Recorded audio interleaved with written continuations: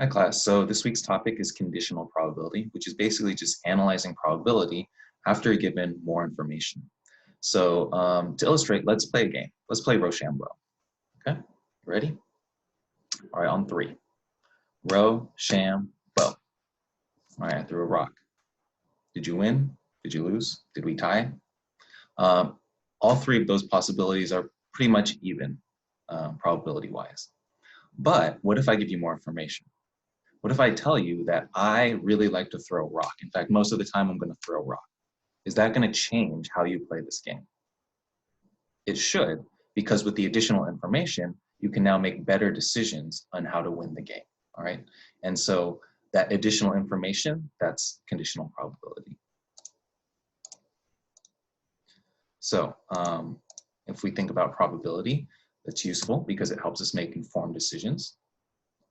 So we can look at an event, and if we know the probability of that event is high or low, we can make better decisions to get the outcome that we want. Conditional probability is just adding more information. So oftentimes, as time goes on, we get more information about a situation, and then we can make an even better, more optimal decision. The notation looks something like this. The probability of an event happening given additional information, and that vertical bar is kind of like the given. If we know additional information, now what do we think the probability is going to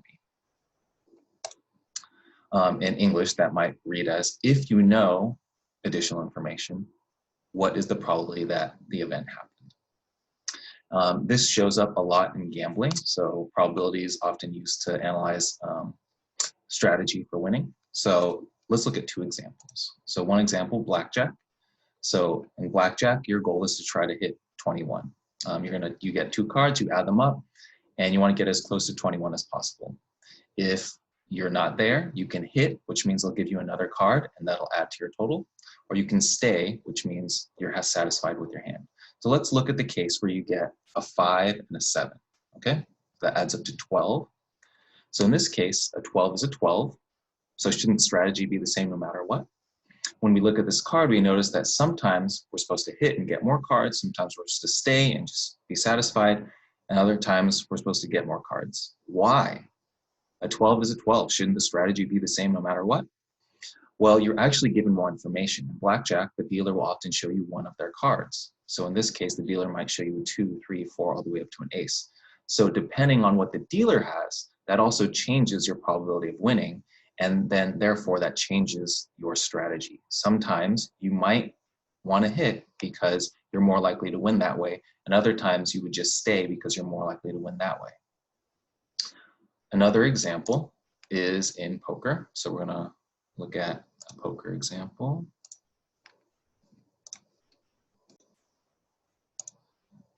Okay, and what I like about this video is that it shows two levels of conditional probability, all right? The additional information that's given is the cards that show up. But two, additional information could be how other players have played in previous hands. And so Daniel Negreanu on the bottom, he's in the black hat, has an 18% chance of winning right now. And that's just based on the cards that are shown and based on the potential cards that could show up. Give him an ace over there. Turn card is a deuce. No help to Daniel. Now you'll notice, instead of 18%, now that probability of winning went down to 11% because we got more information. A 2 showed up, which doesn't really help his hand. And so therefore, his probabilities of winning now are slimmer because of that new information, that new card. McLean checks this time. You know, I think Daniel's talk has frozen McLean. Daniel talked his way into a free card. There's a 5 on the river, and that earns McLean the check mark. Why would you check aces on the turn? That was such a strange play. You had a straight draw and everything. If I'm McLean and he's got the best hand, I just want to crawl into a hole. It's like Daniel is flashing a spotlight in your face. McLean checks it. Daniel checks it out. There you go. Aces. I told you I knew what he had. I had a queen. Wow. Spooky, man. I was like... Well, Daniel might have lost the... All right, so in that case, did Daniel know that the other person had aces? Not necessarily. He can't see the other player's cards, but he's taking in the additional information of how that player played in previous hands to make a best guess at what that player has based on how they've acted. Okay, and so that it's also conditional probability, and really high-level poker players take in not just the cards, but also the information about their other players. So that's an introduction to conditional probability.